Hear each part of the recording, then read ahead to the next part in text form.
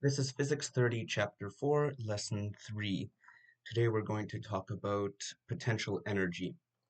So potential energy, we have the equation EP, standing for energy due to its potential, is equal to mass times gravity times height, where E is the energy measured in joules, M is the mass measured in kilograms, G is, of course, the acceleration due to gravity, 9.8 meters per second squared, and H is the height measured in meters. So one of the great examples of potential energy comes from roller coasters. Roller coasters constantly exchange potential and kinetic energy to create a thrilling experience. Um, Essentially, the higher you are, the more potential energy you have due to gravity. So every time a roller coaster goes to the top of its ride, it increases its potential energy, and then it uses that and exchanges it for kinetic energy as it slides down.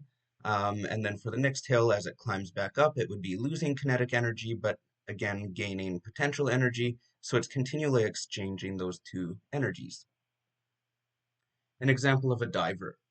Calculate the potential energy of a 40-kilogram girl on a 3-meter diving board.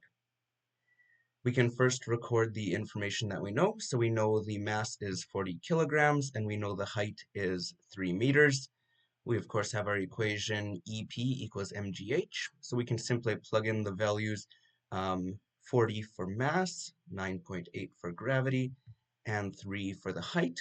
Then we can multiply those all together and we'll find that the potential energy is 1,176 joules. Now, carrying on with the same example, what if we change the question to ask what is her speed 2 meters above the water?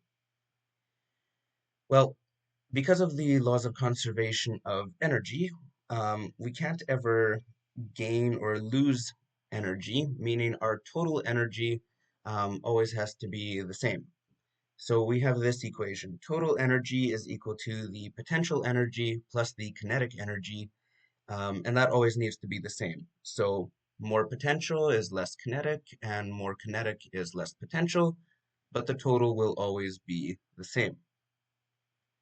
Now, when this scenario starts, when the girl is standing on the diving board, before she even jumps, she's not moving yet, so there's no kinetic energy.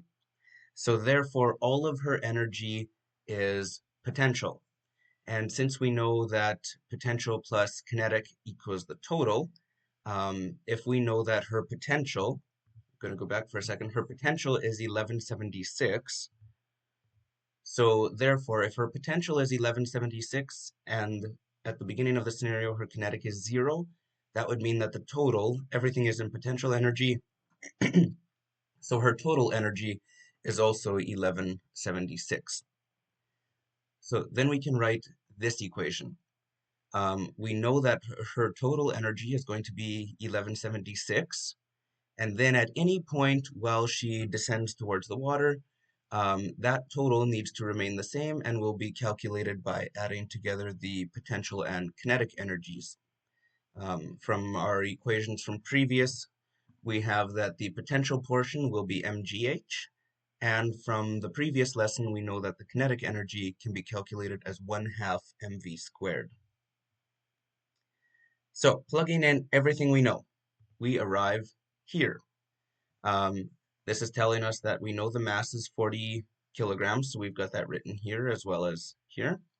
We know gravity is 9.8. We are wondering about her speed 2 meters above the water, so the height would be at 2. And we're trying to figure out what speed she's going. We're trying to calculate the velocity at that point. So we can multiply this portion together, do a little bit of cleanup. Multiplying the half and the 40, we get 20. Multiplying these values, we get 784. Move the 784 to the other side, divide both sides by 20, and then finally square root. And we get that 2 meters above the water, she will be traveling at 4.4 meters per second. What is her speed 1 meter above the water? Similar scenario. We still have that the total energy will be potential plus kinetic, And the total energy will still be that 1176. It has not changed.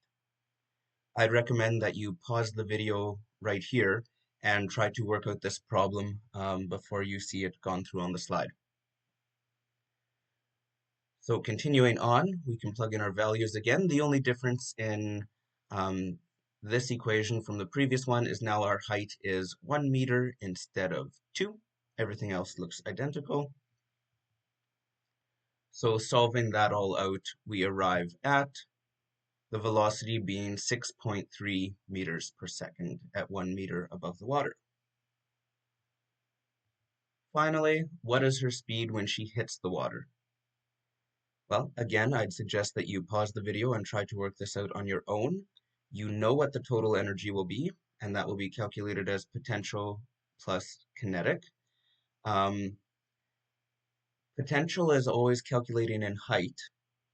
So when we use this formula, height will now be 0, meaning potential energy will go to 0. So you may already be able to just figure out what kinetic should end up being, but I'd suggest you pause it here and try it on your own. Then continuing on, plugging in our values, we have 0 for the height, which means that entire section of potential energy will all go to 0, meaning she's used up all her potential energy. When she hits the water, everything is now kinetic. So solving it out, we get that her velocity at the water will be 7.7 meters per second. For practice questions for this lesson, we'll look at page 181, numbers 1 to 7.